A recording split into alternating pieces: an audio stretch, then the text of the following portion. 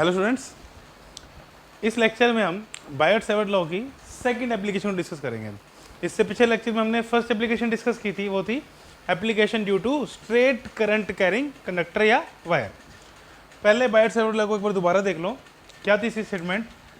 इसकी स्टेटमेंट थी magnetic field due to current carrying element of length dl, dB is equal to mu node I dl sin theta over 4 pi r square, where r is distance of dl element from the observation point, or I can say distance of observation point from the dl element.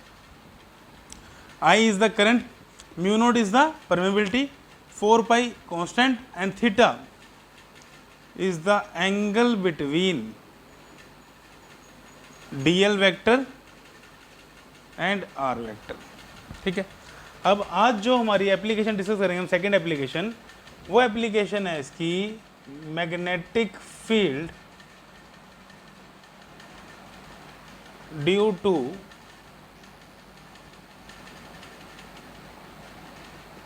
Current carrying loop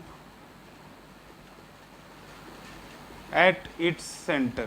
current carrying circular loop बोल लो, loop तो किसी भी shape का हो सकता है, तो मैं यहाँ पे वर्ड ऐड करूँगा सर्कुलर लूप। ठीक है, फिर कि फॉर एग्जांपल कि सपोज एक सर्कुलर लूप है जिसमें करंट पास कर रहा है आई। ठीक है, इस पूरे लूप में करंट पास कर रहा है आई। इस लूप में जब करंट पास कर गया तो मुझे इसके सेंटर पे मैग्नेटिक फील्ड निकालने हैं, और सपोज करते हैं कि जो लूप है उसकी रेडियस कितनी है r। ठीक है, तो r is the radius of the circular loop and i is the current. Loop समझ आ गया ना, कि एक वायर है, उसको हमने सर्कल की शेप में ड्रॉ किया हुआ है, तो उसमें से आई करंट पास कर रहा है, उसको बोलेंगे हम सर्कुलर लूप। अब बायोट-सेवर्ट लॉ के लिए एक छोटा सा एलिमेंट लेते हैं, तो मैं यहाँ पे एक छोटा सा करंट एलिमेंट ले लेता हूँ जिसकी लेंथ कितनी है dl। अब मैंने पहली वीडियो में बताया था बायोट-सेवर्ट लॉ की पहली वीडियो मतलब लेक्चर 2 में बताया था कि करंट एलिमेंट की डायरेक्शन कैसे होती है। करंट की डायरेक्शन में, अब यहाँ पे करंट इधर है तो करंट एलिमेंट होगा टेंजेंशियली ड्रॉ कर दो। ठीक है, ऑब्जर्वेशन पॉइंट सपोज ये O है और ये डिस्टेंस कितना हो जाएगा, ये भी r। ठीक है, अब थीटा किसके बीच में एंगल था? Angle between dl and r। अब dl कैसे एक्ट कर रहा है? dl की डायरेक्शन किधर है? टेंजेंशियली है ना, dl की डायरेक्शन किधर है? टेंजेंशियली। और जो डिस्टेंस है वो क्या है? वो रेडियस है, रेडियस कह लो।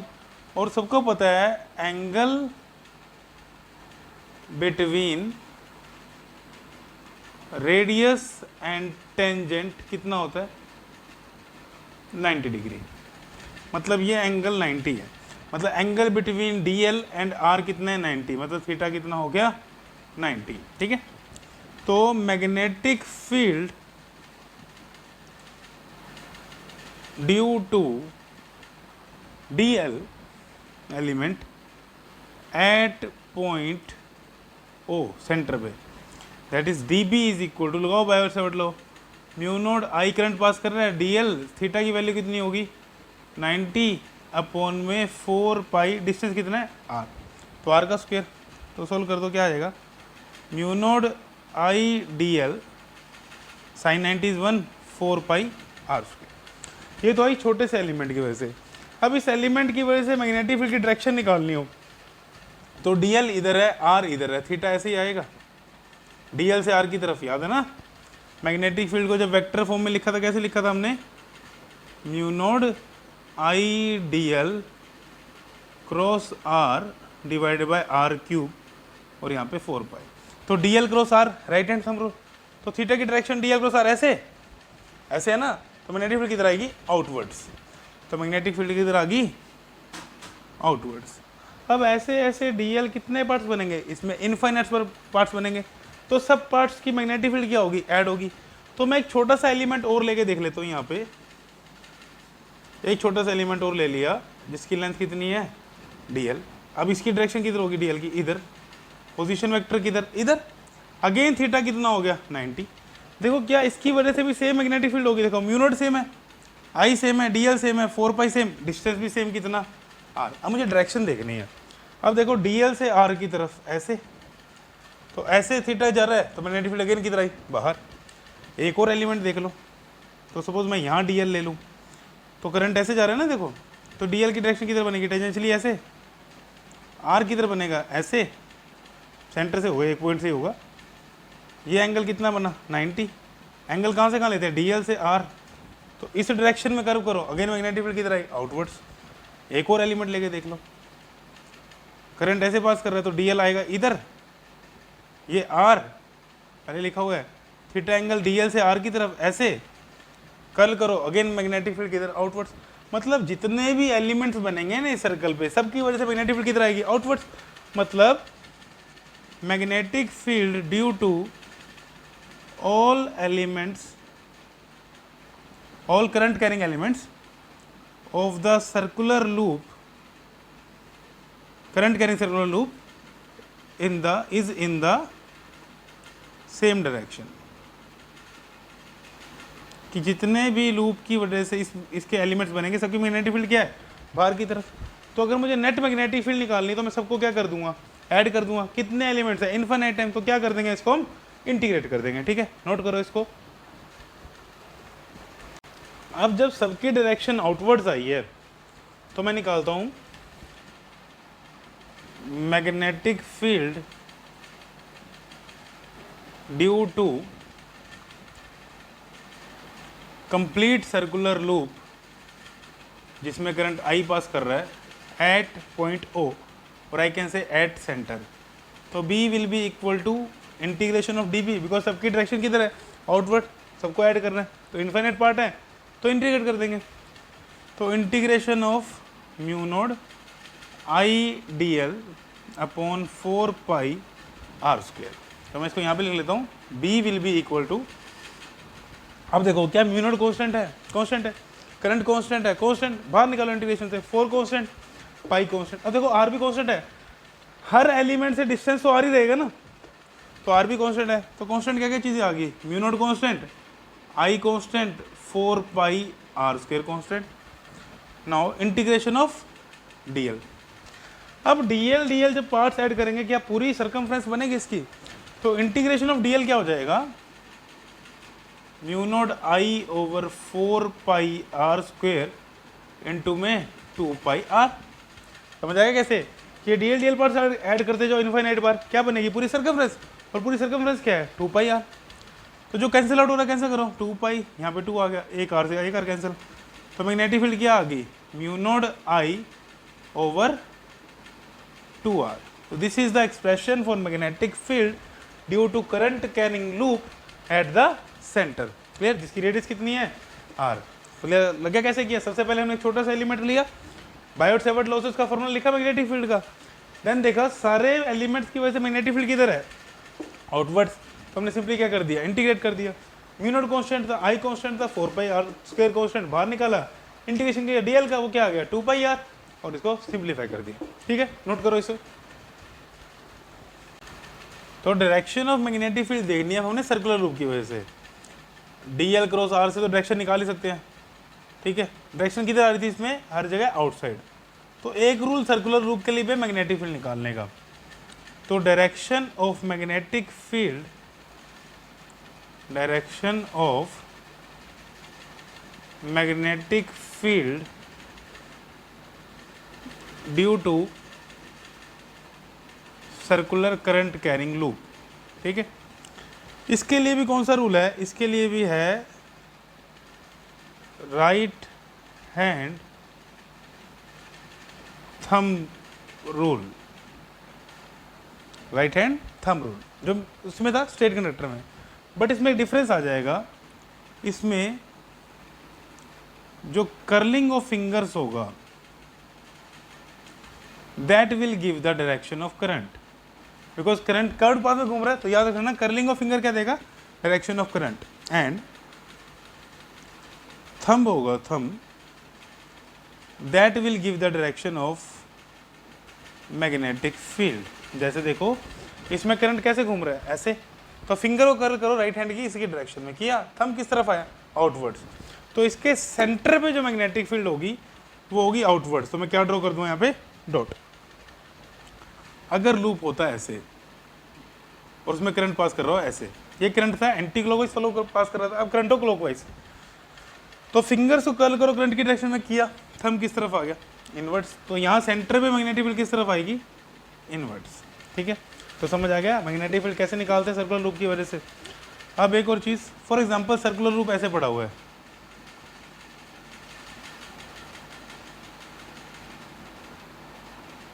कि ये हिस्सा अंदर की तरफ है और ये हिस्सा बाहर की तरफ, कि करंट ऐसे फ्लो कर रहा है ऐसे, कि यहाँ पे एक सर्कल पड़ा है ऐसे, करंट ऐसे फ्लो कर रहा है ऐसे ऐसे, कि बाहर से बाहर की तरफ आया देन अंदर की तरफ गया। अब 3 डायमेंशन बना नहीं सकता यहाँ पे, तो उसको इमेजिन करो, समझ आ गया कैसे, ऐसे करंट फ्लो कर रहा है। अब जब ऐसे कर रहा है तो ऐसे फिंगर को कर्ल किया करंट की डायरेक्शन में, देखो बाहर की तरफ आ रही है ना फिंगर, करंट बाहर की तरफ आ रहा है, तो थंब किस तरफ, नीचे की तरफ, तो मैग्नेटिक फील्ड की तरह आई सेंटर पे इस डायरेक्शन में, डाउनवर्ड डायरेक्शन में। ठीक है, अगर यही होता कैसे, ये जो डॉटेड लाइन में बना रहा हूं इसका मतलब ये इन अंदर है बोर्ड के प्लेन में,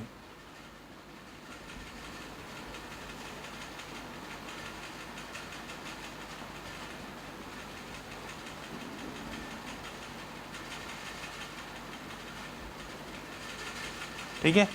अब करंट कैसे है, ऐसे, मतलब अब बाहर आया ऐसे और ऐसे से मूव कर रहा है, तो अब कैसे डायरेक्शन, ये ऐसे फिंगर, करंट बाहर आ रहा है बोर्ड से, मतलब ऐसे आया करंट, तो ऐसे आया तो मैग्नेटिक फील्ड किधर आ गई, अपवर्ड डायरेक्शन में। 2 डायमेंशनल में 3D डायग्राम बनाना पॉसिबल नहीं होता, इसलिए इसको थोड़ा इमेजिन करना।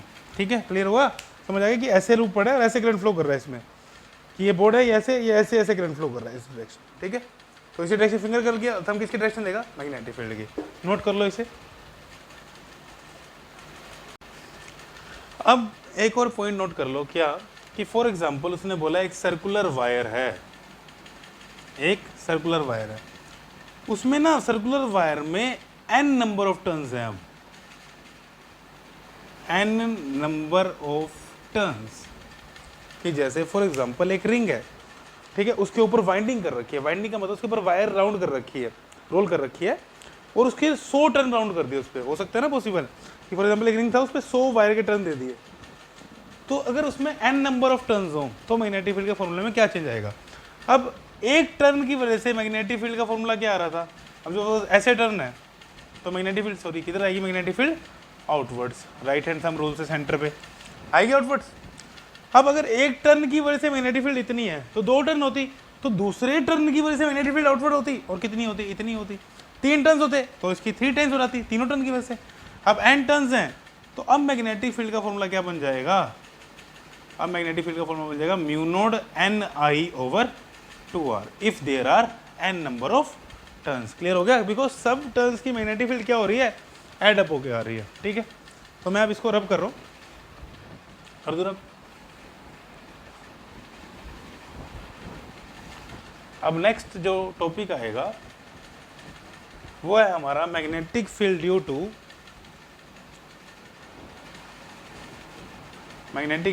To current carrying semi circular loop. कि अब सेमी सर्कुलर लूप है ऐसे, और उसमें करंट पास कर रहा है आई, और उसके अगेंस्ट सेंटर में मैग्नेटिक फील्ड निकालनी है। ठीक है, पूरा सर्कल नहीं है, ये सेमी सर्कल है। डायग्राम क्लियर नहीं है, मैं पूरा सर्कल बना देता हूँ, उसको हाफ में डिवाइड कर देंगे, फिर लगेगा कि डायग्राम बना हुआ। ठीक है, ये सेमी सर्कल है। ठीक है, और इस सेमी सर्कल की रेडियस कितनी है, सपोज r। डेरिवेशन लगभग सेम चलेगी जैसे पहले है, ठीक, CBSE में भी क्वेश्चन आया हुआ है। बस अगेन हम DL एलिमेंट लेंगे छोटा सा, सपोज करंट ऐसे है, तो ये DL एलिमेंट की डायरेक्शन इधर आई टेंजेंशियली, ये DL एलिमेंट की डायरेक्शन इधर, करंट आई है सपोज, ये रेडियस, ये एंगल कितना 90। अच्छा, मैं जल्द शॉर्टकट में कर रहा हूँ, बट तुम पूरा जैसे किया था पिछले डायरेक्शन वैसे करना, कि magnetic field due to DL element DB will be equal to Biot Savart law according to Biot Savart law D B will be equal to mu node I D L, theta कितना हो जाएगा sine 90 by 4 pi R square, that will come out to be mu node I D L upon 4 pi R square. हो गया, ठीक है। अब इसके बाद अब इसमें इस एलिमेंट की वजह से मैग्नेटिक फील्ड की डायरेक्शन निकालनी है तो किधर आएगी, देखो ये ऐसे इस डायरेक्शन में, तो ऐसे इस डायरेक्शन में किधर आएगी, इनवर्ट आएगी। तो ऐसे हर एलिमेंट की वजह से मैग्नेटिक फील्ड किधर होगी, इनवर्ट होगी। तो इनवर्ट होगी तो मुझे पूरे इस लूप की वजह से निकालनी, तो क्या करेंगे इसका इंटीग्रेशन। तो magnetic field due to semi circular loop, due to semi circular loop will be equal to integration of dB will be equal to integration of mu node I dl over 4 pi r square, then mu node I constant upon में 4 pi r square constant integration of dl। तो अब देखो integration of dl क्या आएगा। अब dl को integrate करके semi circle की लेंथ बनेगी। पूरे सर्कल की लेंथ कितनी होती है 2 पाई आर, सेमी सर्कल की लेंथ कितनी हो जाएगी पाई आर। तो पाई आर, पाई से पाई कैंसिल, एक आर से एक आर कैंसिल, तो क्या आ गई म्यू नोड आई ओवर में 4 R. This will be the formula for magnetic field due to semi circular ring. याद कैसे रखना है कि पूरे की वजह से मैग्नेटिक फील्ड कितनी आई थी, देखो mu node I by 2 are.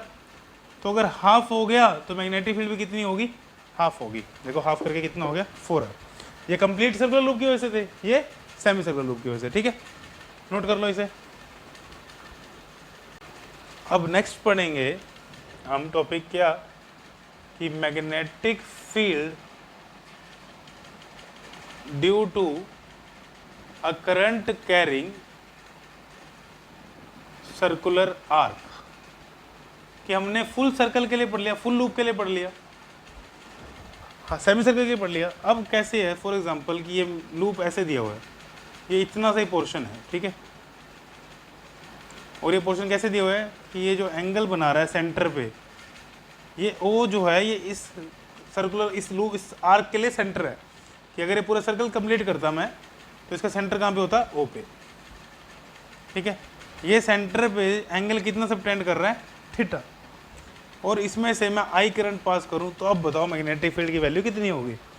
Again जैसे बायट-सैवर्ट लॉ से कर रहे थे वैसे करेंगे। एक छोटा सा एलिमेंट लिया हमने और इस लूप की रेडियस कितनी है आर। एक छोटा सा एलिमेंट लेंगे डीएल, उसका रेडियस के साथ एंगल कितना हो जाएगा 90, ठीक है। इसको थीटा की जगह मैं फाई लिख लूँ, बिकॉज थीटा तो मैं यहाँ पे लेता हूँ, तुम्हें याद है कितना होता है वो 90, तो मैं इसको फाई लिख लेता हूँ सपोज, ठीक है। तो मैग्नेटिक फील्ड सेम डेरिवेशन चलेगी जब तक लिमिट नहीं पुट करते डीएल की, तब तक magnetic field due to DL element that will be dB according to Biot-Savart law mu node I dl sin theta, that will be 90 upon में 4 pi R square. तो क्या आ जाएगा, ये सेम चीज़ कर रहे हैं ना बार बार, mu node I D L upon में 4 पाई आर स्क्वेयर, ठीक है। अब हर एलिमेंट की वजह से मैग्नेटिक फील्ड, अब इसकी वजह से मैग्नेटिक फील्ड बताओ किधर होगी, इनवर्स या आउटवर्ड्स, इनवर्स होगी, डीएल और आर में एंगल इनवर्स। तो हर एक एलिमेंट की वजह से किधर होगी, इनवर्स होगी। तो magnetic field due to circular arc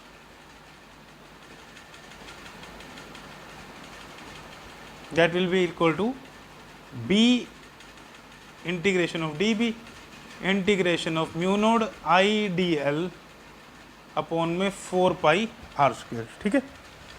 तो b will be equal to mu node I over 4 pi R square constant बाहर निकालो भाई, क्योंकि हर एलिमेंट से डिस्टेंस आर ही रहेगा रेडियस। इंटीग्रेशन ऑफ डीएल, अब इंटीग्रेशन ऑफ डीएल इसकी लेंथ कितनी है ये निकालनी है मुझे, ठीक है। मैं सपोज कर लेता हूँ कि इसकी लेंथ एल है, कि जो मेरी एल है that is length of arc, that is length of arc. अब मुझे बताओ, तुमने एक फॉर्मूला पढ़ा था theta in radian that is equal to arc upon radius, पढ़ा है फॉर्मूला ये, कि जब थीटा की वैल्यू हम रेडियन में पुट करते हैं तो फॉर्मूला क्या होता है, आर्क अपॉन रेडियस। आर्क कितनी, आर्क की लेंथ हमने कितनी ली है, एल, ये पूरी आर्क की लेंथ कितनी ली हमने, एल, रेडियस कितनी है, आर, तो आर का फॉर्मूला क्या बन जाएगा, अच्छा यहाँ थीटा की जगह क्या है, अब यहाँ पे फाई लिया हमने, तो phi R will be equal to, sorry L will be equal to R into phi, आ जाएगा। तो मैं इस रिलेशन को यहाँ पुट करूँगा, तो B will be equal to mu naught I over 4 pi R square into में DL, DL का इंटीग्रेशन करके क्या आएगा, L, कि हमने इसकी लेंथ L मानी थी, और इस L की वैल्यू क्या आ गई, mu naught I over 4 pi R square, इस L की वैल्यू आई हमारी R इंटू फाइव, तो R इंटू में 5, तो B will be equal to mu naught I, एक R से एक R cancel, 4 pi R into 5, ठीक है, क्लियर हुआ, समझ आया।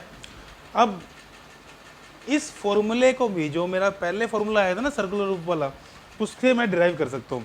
कैसे, पहले इसको नोट करो फिर इसको डिराइव करते हैं, नोट कर लो इसे।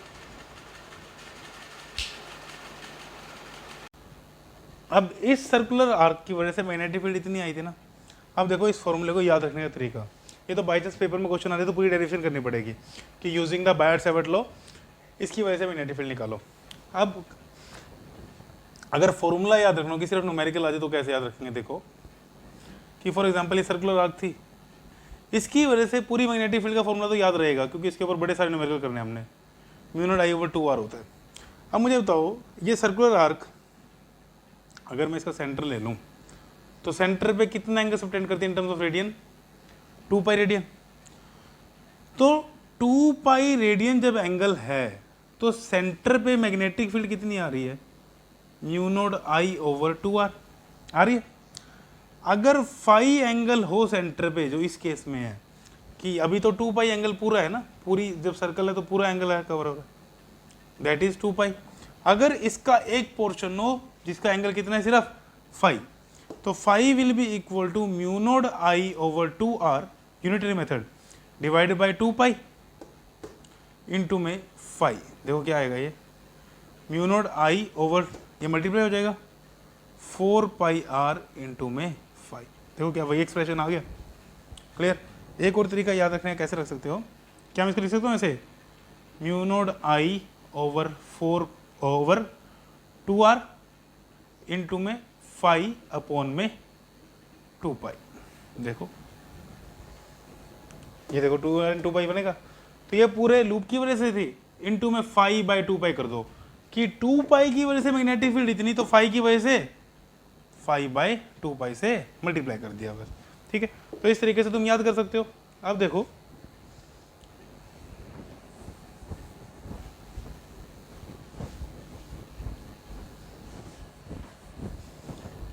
कुछ केस इसका करते हैं, जैसे फॉर एग्जांपल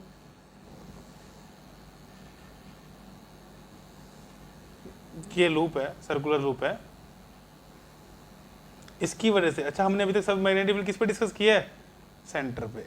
एक बार चीज परफेक्ट ना है तो बनती नहीं, तो इसकी वजह से सेंटर मैग्नेटिक फील्ड कितनी आई थी, mu naught I over 2R। अगर ये सेमी सर्कल आ जाए, सेमी सर्कल आ जाए तो सेंटर पे एंगल कितना सबटेंड हो रहा है, पाई। तो जनरल फॉर्मूला क्या है, B is equal to mu naught I over 2R into में फाई ओवर में 2 पाई। जब ऐसा एंगल आए तो सेंटर पे एंगल कितना सबटेंड कर रहा है, पाई। देखो 180 एंगल हो गया ना, 180 मतलब पाई रेडियन, तो mu naught I over 2R into में पाई ओवर में 2 pi, that will come out to be mu naught I over में पाई से पाई कैंसिल 4R। देखो ये फॉर्मूला आया था। अब अगर केस आ जाए कि 1/4 पोर्शन दिया हुआ है बस, और इसमें करंट पास करवा रहा है I इस आर्क में, और ये सेंटर O पे मैग्नेटिक फील्ड निकालनी है, तो अब जो एंगल सबटेंड कर रहा है वो कितना है, पाई बाय 2 या 90 डिग्री। तो मैग्नेटिक फील्ड कितनी आ जाएगी, B is equal to mu naught I over 2R into में फाई मतलब पाई बाय 2 अपॉन में 2 पाई, पाई से पाई कैंसिल, तो mu naught I over 8R। तो सिर्फ दो फॉर्मूले याद रख लो, एक तो ये पूरे रिंग की वजह से, और एक ये, इससे कोई फॉर्मूला निकाल सकते हो। अब मैं बोल दूं कि सपोज ऐसे मैग्नेटिक फील्ड निकालनी है कि ये एंगल 60 डिग्री है, और करंट यहाँ पास कर रहा है, तो निकाल सकते हो। पहले तो इसको चेंज करना पड़ेगा रेडियन में, इट इज π/3, तो B will be equal to mu node I over 2R into में π/3 और 2π, तो पाई से पाई कैंसिल, तो that will come out to be mu node I over 12R। तो बीच में अब कोई भी एंगल है, किसी भी आर्क की कोई भी शेप आए, क्या मैग्नेटिक फील्ड निकाल लोगे? तो हाँ, मन से मैग्नेटिक फील्ड निकाल लोगे, ठीक है। तो नोट कर लो इनको।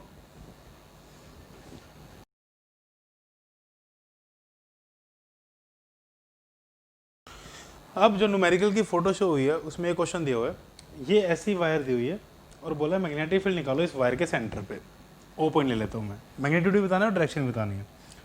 अब इस क्वेश्चन को करने से पहले, ये डाटा गिवन है, करंट दिया 12 एम्पीयर, इसकी रेडियस है 2 सेंटीमीटर। इस क्वेश्चन को करने से पहले एक पॉइंट रिवाइज करते हैं। क्या याद है, बायट-सैवर्ट लॉ में हमने एक चीज़ पढ़ी थी। बायट-सैवर्ट लॉ के अकॉर्डिंग फॉर्मूला क्या था मैग्नेटिक फील्ड का? छोटे से एलिमेंट की वजह से mu node IDL sine theta over 4πr², पढ़ा था। अब अगर पॉइंट आ जाता है on the axis of conductor, on the axis of conductor, याद आया कुछ? तो थीटा या तो 0 होगा या 180 होगा, और मैग्नेटिक फील्ड कितनी आई थी? 0। जिसको नहीं पता वो बायट-सैवर्ट लॉ की वीडियो देखो, वहाँ पे हमने किया था। अब जो ये पॉइंट है, ये इस स्ट्रेट कंडक्टर के लिए भी इसकी एक्सिस पे है ना, और इस कंडक्टर के लिए भी एक्सिस पे है। तो अगर मैं सपोज इसको नाम दे दूँ A B C D E, ठीक है, तो magnetic field due to AB at point O कितनी होगी? 0 एट पॉइंट O। क्यों? Because it lies on the axis, और ऑन द एक्सिस पे मैग्नेटिक फील्ड कितनी होती है? 0, ये याद रखना। Magnetic field due to DE will also be equal to 0, again reason same, on the axis. तो बचा कौन सा सिर्फ magnetic field? Magnetic field due to BCD arc. अब ये सेमी सर्कुलर है, सेमी सर्कुलर पूरे की वजह से मैग्नेटिक फील्ड कितनी होती है? Mu node I/2R। Semi circular की वजह से कितनी होती है? Mu node I/4R। Mu node की वैल्यू कितनी होती है? 4π इंटू 10⁻⁻7।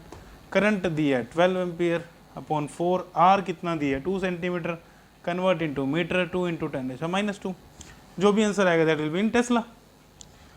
अब बोला डायरेक्शन बताओ, इन दोनों की वजह से तो है नहीं, सिर्फ इसकी वजह से है। अब ध्यान रखना, सर्कुलर पोर्शन चाहे जितना मर्जी छोटा आ जाए, चाहे पूरा सर्कल आ जाए, चाहे छोटी सी आर्क आ जाए, जो राइट हैंड थंब रूल है वैलिड है। अब इसमें करंट इस डायरेक्शन में है ना, तो फिंगर्स को कर करो इस डायरेक्शन में, कर के इस डायरेक्शन में मैग्नेटिक फील्ड किधर आई? इनवर्ड्स। तो इस पे मैग्नेटिक फील्ड किधर आएगी? इनवर्ड। समझ आ गया कि जिस कर्लिंग फिंगर कर लो तो मैग्नेटिक फील्ड किधर आ गई? इनवर्ड्स। चाहे लूप सर्कुलर हो, सेमी सर्कुलर है, कोई आर्क हो। नेक्स्ट पार्ट में बोला है अगर मैं करंट की डायरेक्शन रिवर्स कर दूं, कर दो भाई, तो करंट की डायरेक्शन रिवर्स करने से मैग्नेटिक फील्ड की वैल्यू तो सेम रहेगी। मैग्नेटिक फील्ड की वैल्यू सेम है, बट मैग्नेटिक फील्ड आगे चल जाएगी आउटवर्ड डायरेक्शन में, मतलब magnitude same but magnetic field की डायरेक्शन क्या हो जाएगी? अपोजिट। तो एनसीईआरटी क्वेश्चन था, नोट कर लो इसे।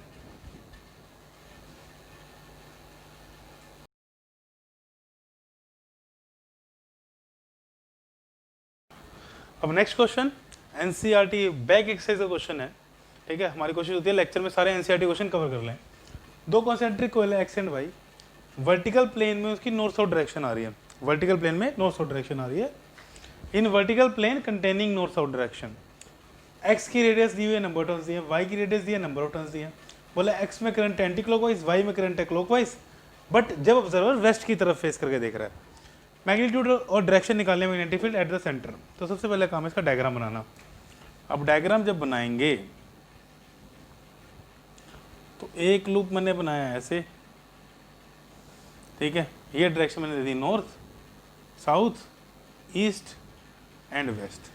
अब जो ये लूप है ये ऐसे पड़ा हुआ है नॉर्थ साउथ प्लेन में, ठीक है, इसके इस प्लेन में वर्टिकल बोला है ना, तो वर्टिकल प्लेन नॉर्थ साउथ में, इसको ऐसे नहीं करना, ऐसे करना, ठीक है, नॉर्थ साउथ प्लेन आना चाहिए इसमें।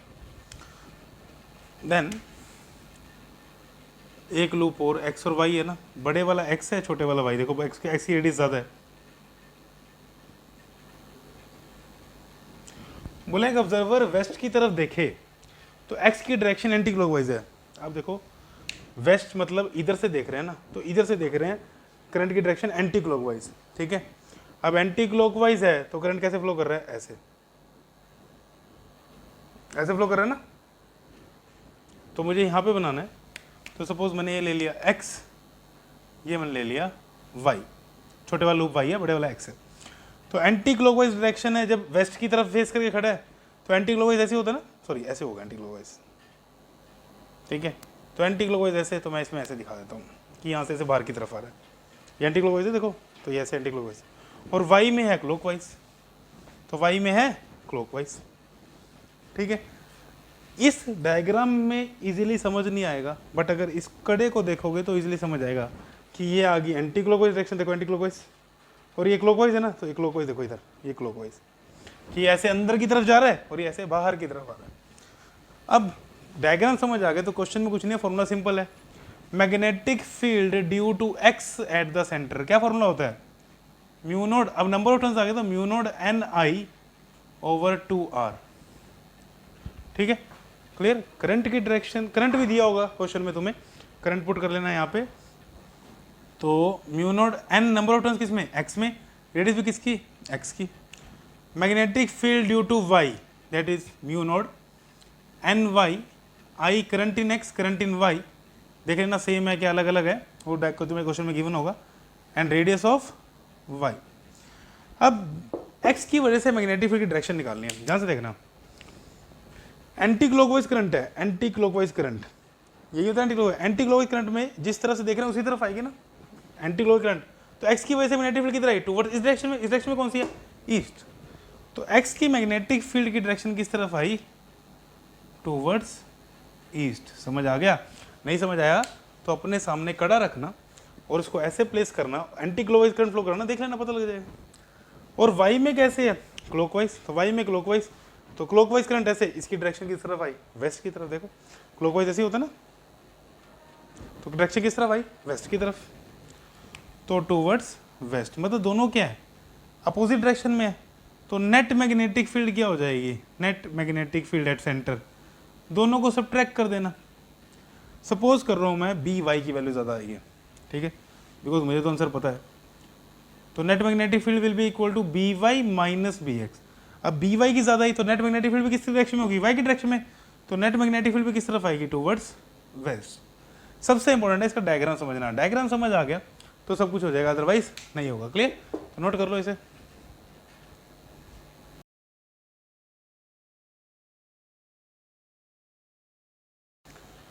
अब नेक्स्ट क्वेश्चन, अगेन एक सीबीएसई क्वेश्चन है, बोला दो लूप्स हैं पी एंड क्यू, वो परपेंडिकुलर प्लेन में पड़े हुए आपस में, मैग्नेटिक फील्ड निकालनी है उनके सेंटर पे, सेंटर कॉमन है दोनों का, ठीक है। सो मैंने बोला ओ सेंटर है, उसका मैग्नीट्यूड भी निकालना है और डायरेक्शन भी निकालनी है।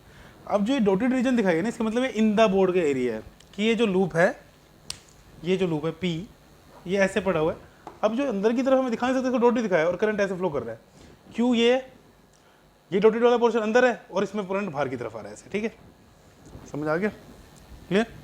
तो अब P की वजह से मैग्नेटिक फील्ड सेंटर पे राइट हैंड थंब रूल लगाओ, अपवर्ड्स आएगी, ये देखो ये बाहर की तरफ आया ऐसे, अंदर की तरफ गया ऐसे, अपवर्ड, तो ये आया magnetic field due to P, तो इसको मैंने लिख दिया BP।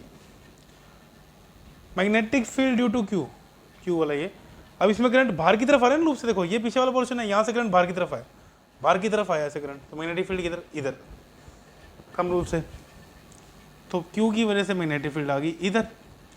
तो अगर मैं लिखूं magnetic field due to P, formula mu node, current कितना है P में I ओवर रेडियस कितनी है R, क्वेश्चन में गिवन है।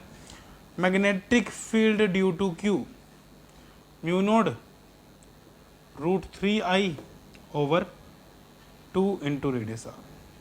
अब मुझे मैग्नेटिक फील्ड निकालनी, दोनों के वजह से, दोनों में एंगल कितना है 90, तो क्या लगेगा वेक्टर सम का फॉर्मूला, तो net magnetic field at O B will be equal to, दोनों में 90 डिग्री एंगल है, तो क्या लिख दो मैं, रूट BP का स्क्वायर BQ का स्क्वायर, वैल्यू पुट कर दो, mu node I over 2R square, mu node I into √3 over 2R का स्क्वायर, कॉमन क्या आ रहा है, देखो देखो mu node I over 2R का स्क्वायर कॉमन, तो उसको रूट से मैंने बाहर निकाल लिया, सिंपल, स्क्वायर कॉमन आ रहा है, स्क्वायर से रूट कट गया, अंदर यहाँ क्या बचा 1 और यहाँ क्या बचा √3 का स्क्वायर, तो दैट विल बी 3। तो क्या आ जाएगा ये देखो, म्यू नोड आई ओवर में 2r इंटू में 2, that will come out to be mu node I over में r। तो ये तो आ गया मैग्नीट्यूड। अब मुझे निकालनी है डायरेक्शन, तो इनका रिजल्टेंट कैसे ड्रॉ करते हैं, पैरेललोग्राम बना के बना लिया भाई, रेक्टेंगल बन जाएगा यहाँ। तो ये आ गई मेरी रिजल्टेंट, डायगोनल रिजल्टेंट देता ना, तो ये आ गया मेरा रिजल्टेंट।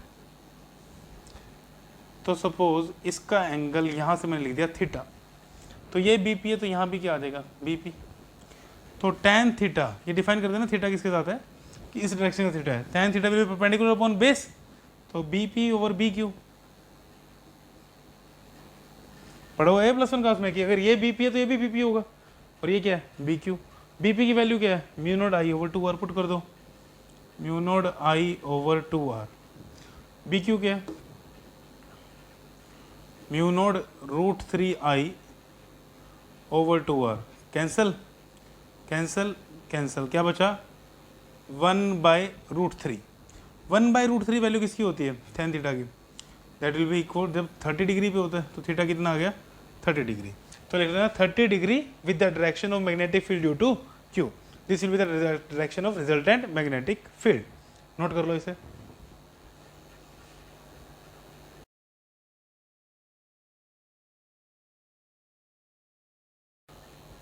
तो आज के लेक्चर का लास्ट क्वेश्चन डिस्कस करते हैं। बोलो एक ऐसी अरेंजमेंट दी हुई है, इसमें यहाँ ओ से करंट आया, ये ऐसे फ्लो किया, फिर ऐसे फ्लो किया, फिर ऐसे फ्लो किया, फिर ऐसे, और यहाँ से ऐसे।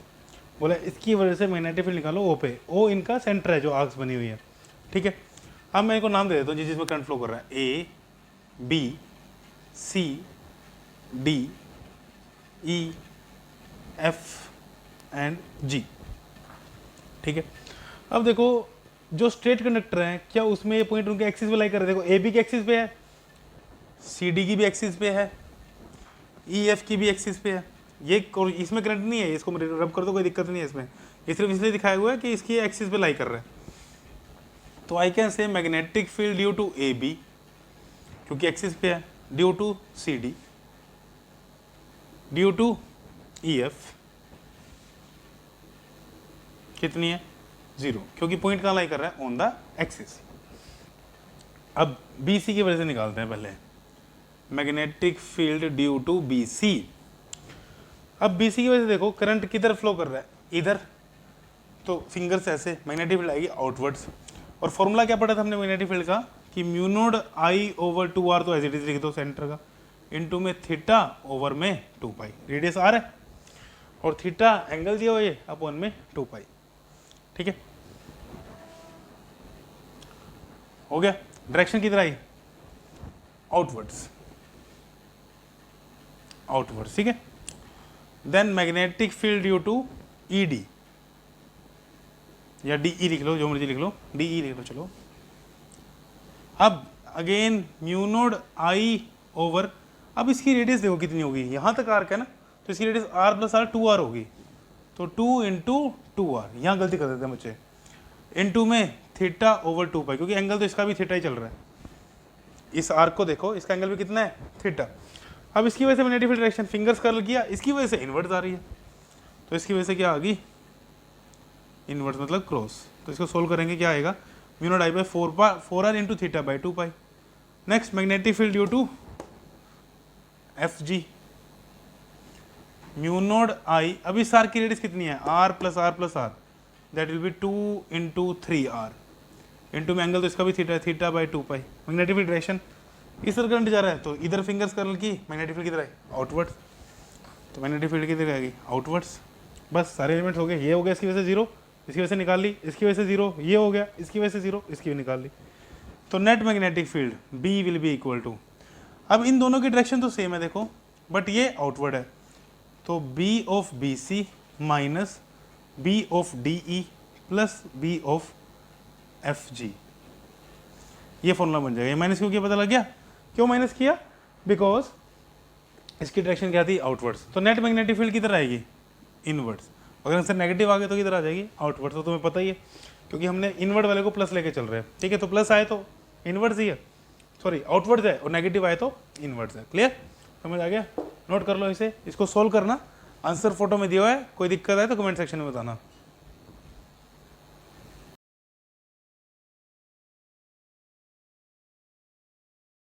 अब लास्ट क्वेश्चन डिस्कस करते हैं इस लेक्चर का।